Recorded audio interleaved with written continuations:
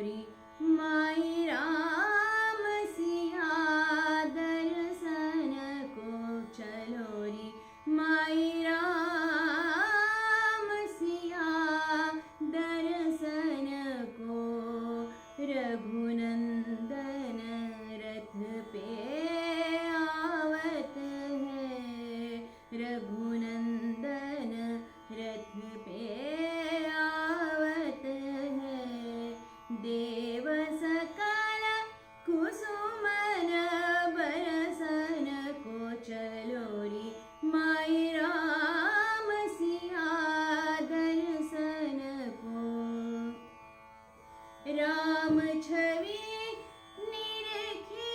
अति सुंदर पाछे लक्ष्मण भाई है दास हनुमत चरण विनीत भरत शत्रुघ्न चवर झुलावत को चलो री माई राम सिया दर्शन को चलो री माई राम सिया दर्शन को।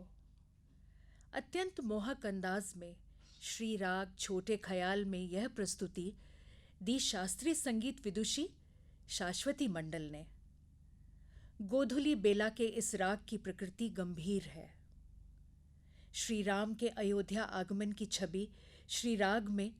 आपके इस गायन में सहज ही उभर कर आई है।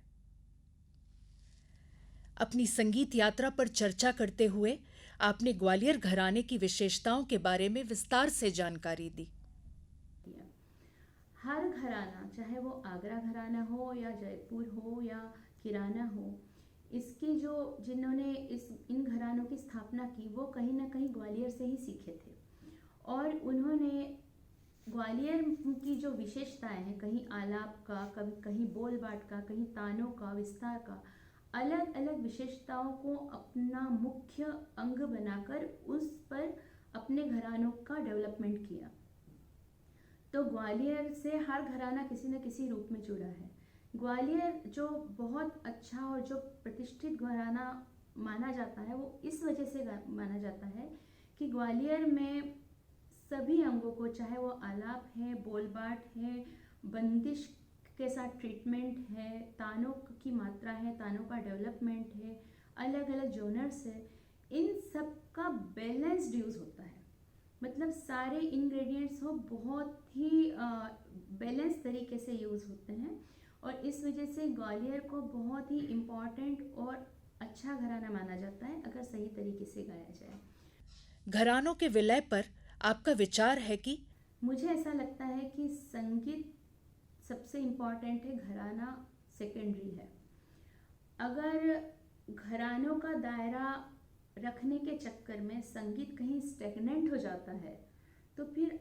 कलाकार का विकास रुकने की संभावना बहुत ज़्यादा है। इसमें सालों लगते हैं कोई चीज़ आप लेते हैं पसंद आती है किसी और की लेकिन हो सकता है आपके गले पे और आपकी गायकी पे सूट न करे फिर आप उसको कोशिश करते हैं और वो फेल हो जाती है फिर एक कुछ नया एलिमेंट लेते हैं फिर आपको लगता है कि ये शायद अच्छा लगेगा तो ये एक्सपेरिमेंट फेलियर सक्सेस का साइकिल चलता रहता है और उसके बाद बहुत चर्निंग होने के बाद कई सालों के बाद एक अलग गायकी निकलती है और उस अलग गायकी को फॉलो करने वाले फिर एक नए कुछ नए लोग हो जाते हैं। जैसे पहले कुछ एक ग्वालियर घराना था उसके बाद में जयपुर निकला पटियाला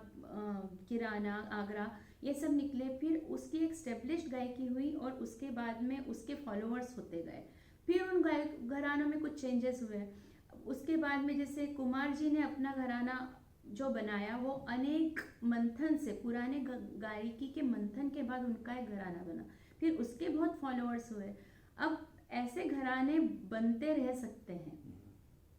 तो संगीत का सतत प्रवाह तभी संभव है जब उसको बाउंड्रीज में बांध के न रखा जाए। संगीत सर्वोपरि है और हर कलाकार का सृजन घरानों की अनमोल विरासत को समाहित कर इसे और संपन्न बनाता है।